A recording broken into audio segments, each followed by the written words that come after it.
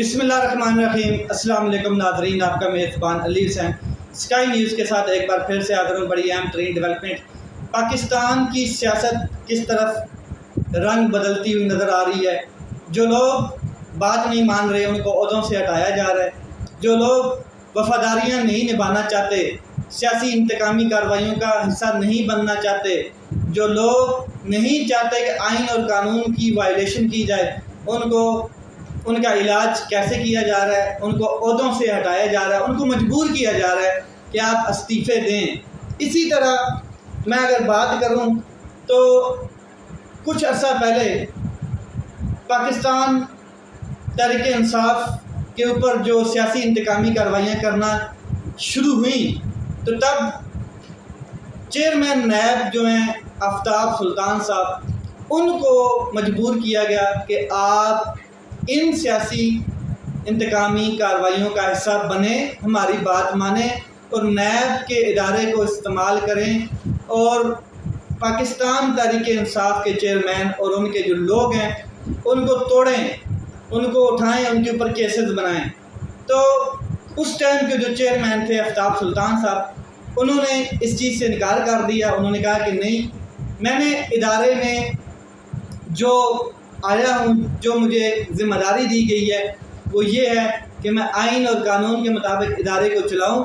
جو آئین کہتا ہے، جو قانون کہتا ہے، اس کے مطابق میں اپنے ادارے کو چلانا چاہتا ہوں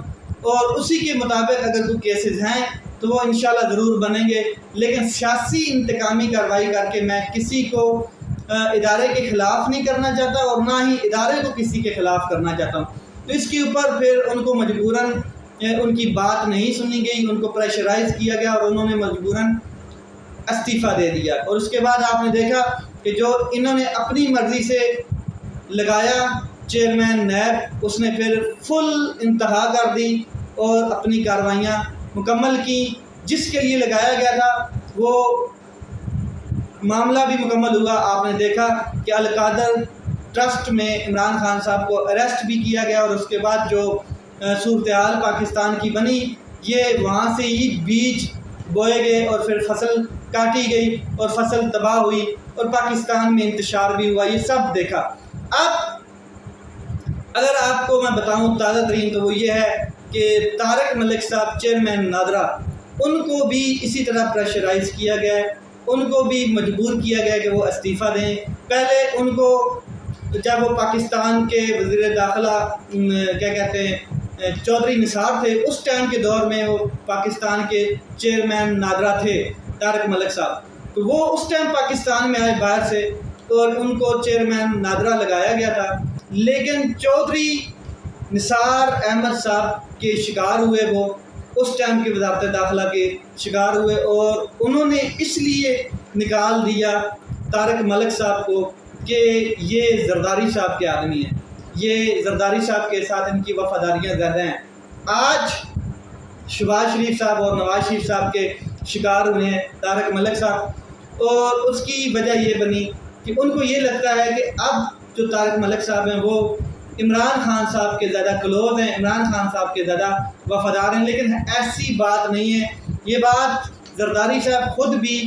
پاکستان مسلم لیگ نون کے لوگوں کو بتا چکے ہیں کہ جو طارق ملک صاحب ہیں چیئرمین نادرا، وہ بڑے پروفیشنل شخص ہیں اور وہ پروفیشنلی اپنا کام کرتے ہیں، وہ اس طرح کا کوئی ذہن اور سوچ نہیں رکھتے جو آپ سمجھ رہے ہیں۔ تو خیر جو بھی ہے، ایف آئی اے کو ان کو پیچھے لگایا گیا، کیسز بنانے شروع کیے گئے، انویسٹیگیشن کی گئی اور چیئرمین نادرا جو ہیں طارق ملک صاحب، ان کو مجبور کیا گیا کہ وہ استعفیٰ دیں اور انہوں نے استعفیٰ دے دیا اور ان کو عہدے سے ہٹا دیا گیا۔ مین معاملہ کیا ہے وہ میں آپ کو بتا دوں کہ دراصل جو الیکشن ہوتے ہیں، جو انتخابات ہوتے ہیں، اس میں نادرا کا بڑا اہم کردار ہوتا ہے۔ نادرا نے ووٹر لسٹیں بنانی ہوتی ہیں، نادرا نے ووٹر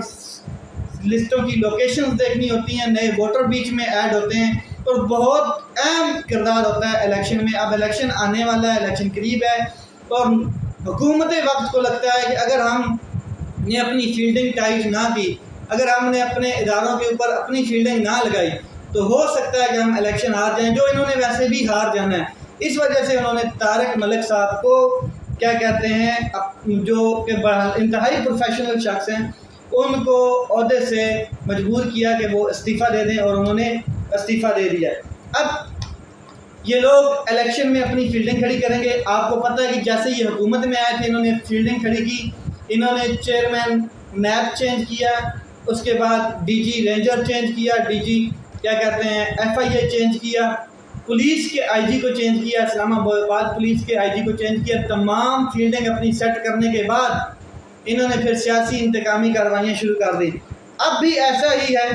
کہ یہ سیاسی انتقامی کارروائیوں کے لیے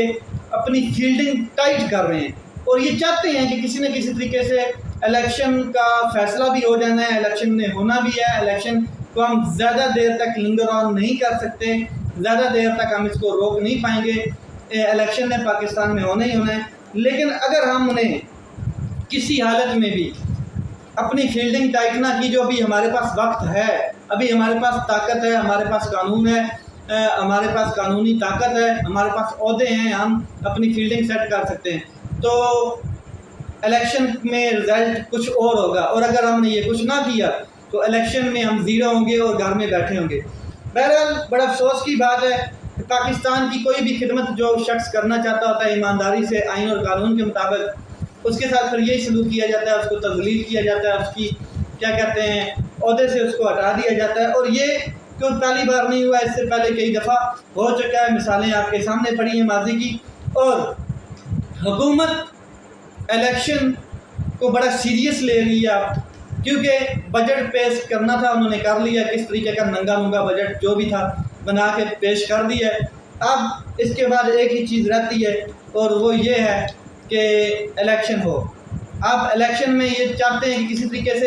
نادرا کو بھی استعمال کیا جائے، تمام اداروں کو استعمال کیا جائے، کیونکہ صوبوں کے اوپر نگران حکومتیں انہوں نے اپنی سیٹ کر لی ہیں، فیلڈنگ انہوں نے مکمل لگا لی ہے۔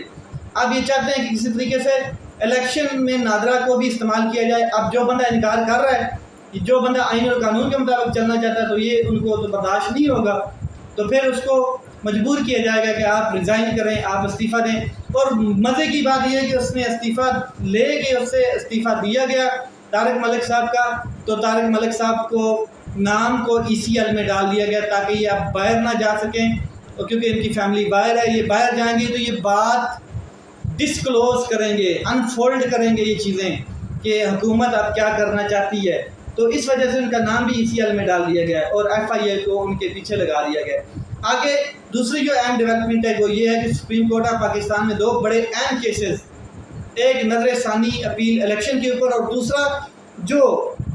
کیا کہتے ہیں خصوصی قانون سازی کی گئی، پارلیمنٹ میں ایکٹ ایک سازی کی گئی، کیا کہتے ہیں نواز شریف صاحب اور جہانگیر ترین صاحب کی نااہلی کے اوپر اپیل کا حق اس کے لیے، تو اس کا آج دو کیسز تھے، دونوں سپریم کورٹ آف پاکستان میں لگے ہوئے تھے، ان کی سماعت ہوئی ہے، اس کے حوالے سے میں بات کرتا ہوں۔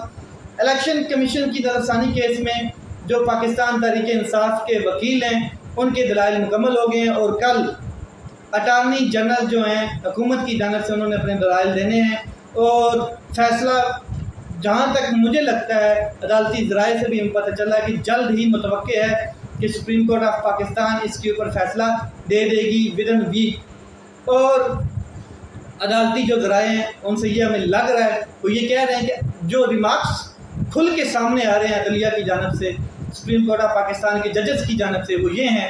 کہ آئین اور قانون کے مطابق فیصلہ ہونا ہے، جو آئین کہتا ہے اسی کے مطابق فیصلہ ہوگا۔ دوسرا، پارلیمنٹ میں ایک ایکٹ سازی کی گئی اور اس میں قانون بنایا گیا کہ اپیل کا جو حق ہے، جو نااہل شخص ہے، نواز شریف اور جہانگیر ترین جیسے جو شخص ہیں، ان کو اپیل کا حق دینا چاہیے، اس کے اوپر ایک قانون سازی بنائی گئی، جس کے حوالے سے کیا کہتے ہیں جو سپریم کورٹ آف پاکستان کی ریمارکس آئے ہیں اس کیس کی سماعت میں، انہوں نے کہا ہے کہ اگر اس قسم کا اگر آپ نے کوئی قانون سازی کرنی ہے تو اس کے لیے آپ کو آئین میں ترمیم کرنی پڑے گی، ادروائز اس قسم کا کوئی قانون بھی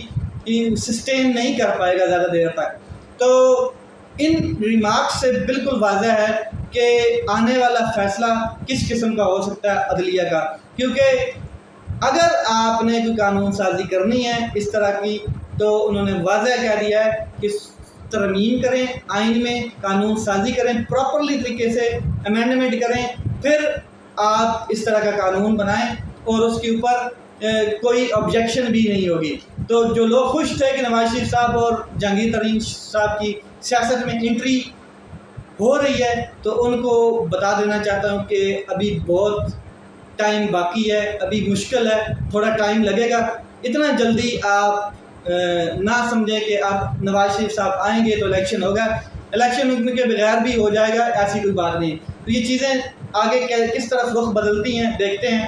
سپریم کورٹ آف پاکستان کا کیا فیصلہ آتا ہے اور کس طرف یہ چیزیں جاتی ہیں. اپنا خیال رکھیں, اپنے بھائی کے چینل کا خیال رکھیں. پاکستان زندہ باد.